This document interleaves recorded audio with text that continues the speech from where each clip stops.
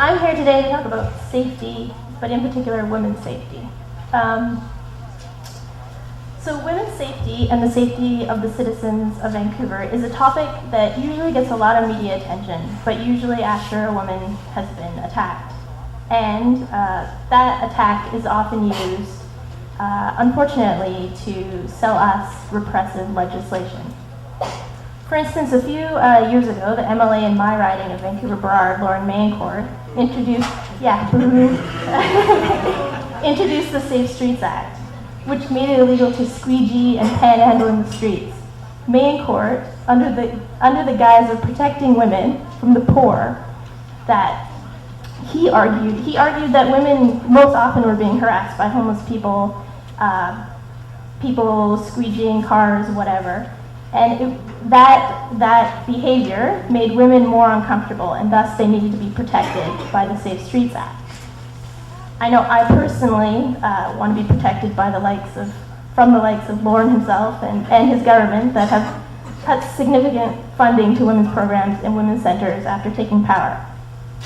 Obviously, it's really difficult to properly talk about women's safety without examining it in a larger context of women's inequality, not only in this city, but in the country and around the world. But I'm here specifically to speak about the context of our city. And one of the major problems that women face in this city is the lack of personal freedom. For instance, we have seen a lot of attacks recently at the SkyTrain stations. And these attacks don't just affect the individual woman who is attacked, but all women who then self-regulate or restrict their own freedom to use these services to try and keep themselves safe. Unfortunately, it must be acknowledged that only 10% of attacks on women are actually done by strangers, and that 90% of most sexual assaults and rape are actually done by a man that she knows. Therefore, to address women's safety, we must think beyond law and order, and more police, but we actually have to address women's inequality and And I see how we do that is by actually organizing against policies that give lip service to the problem and do nothing to fight against systemic inequality. For instance, one of the concerns I'm currently experiencing as a woman and as a director of the West End Residents Association is the city's proposal to increase public funding to the pseudo-police force, the downtown ambassadors, who are not trained police officers, but act as a private security force for the business improvement associations in the city. The BA hire these security forces to protect business, but they are untrained to deal with street violence. They are also totally unaccountable to the public and incapable of dealing with the issues that pertain to anything but protecting the interests of business that hire them.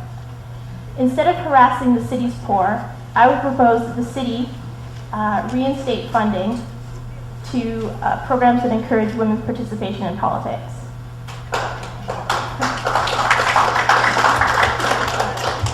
To actually make our city safer for women, we need to get women more engaged in civic participation and in positions of power.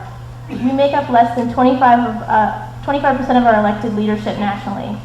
In fact, there are more women in the warlord-infested Parliament of Afghanistan than there are in our own House of Commons.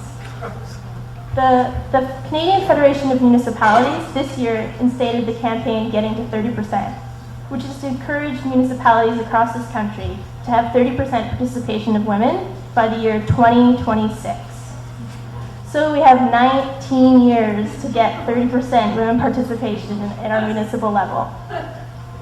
Yes, it's funny / sad.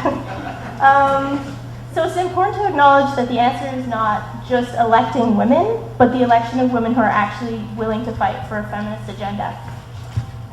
For instance, currently on this council, which has surpassed the Federation of Canadian Municipalities recommendations, it's already at 40% female. So where are we to go from here? There's 40% already. Well, apparently backwards. The MPA majority has shown us that having more women on council has not made the city safer or better for women. In fact, the opposite. Much of the groundwork laid by former co-councillors Ann Roberts and Ellen Woodsworth in partnership with other women's advocates in the city in the creation of the gender equity strategy has been lost, or rather taken away by the NPA. This groundbreaking strategy, supported by the Cope majority, was eradicated and defunded by this current council. It officially recognized that the city had a responsibility that all its citizens are treated with respect and enjoy a quality of life which affords them dignity, independence, and freedom from violence and discrimination. And all its citizens had equal access to its services and resources, and that all have equal opportunity to full participation in political, economic, cultural, and social life of the city. In fact, the City of Vancouver's gender equity strategy was recognized by the Federation as a model for other municipalities across the country, attempting to play a role in helping to achieve the equality of men and women. This has not been on the agenda of Sam Sullivan or the NPA, and has intentionally been targeted and scrapped. Of course, the city itself can't be held responsible for cannot be held solely responsible for the inclusion of women, but political participation on the civic level should be the most accessible for women, and the gender equity strategy was one way of starting the dialogue. The NPA's repressive policies towards women have only intensified by the conservative governments on the provincial and federal level, with further cuts from the federal government, including the cuts to the status of women this year, still women are only earning 71% of what men are earning in full-time jobs, and immigrant women earn much less on average. And of course, for Aboriginal women, the situation is far worse, with significantly higher unemployment rates, lower family incomes, higher school dropout rates, and shockingly high rates of physical and sexual abuse. As the Olympics fuel a spiral of real estate speculation, more and more women cannot afford safe and adequate housing for themselves or their children. A growing number of homeless women are at risk of violence on the street and in emergency shelters, and really have few places to turn. This grim reality facing the women in this city cannot be easily solved through just hiring more police or more repressive legislation or even more downtown ambassadors. There are sadly few elected ambassadors for women's equality working in this city today.